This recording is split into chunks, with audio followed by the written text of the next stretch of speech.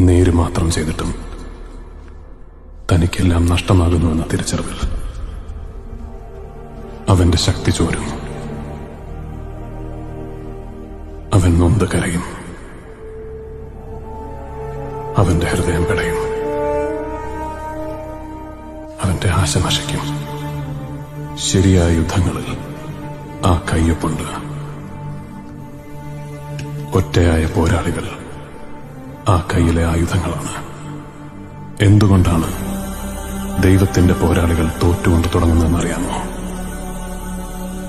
അഹന്ത അതില്ലാതെയാകാൻ.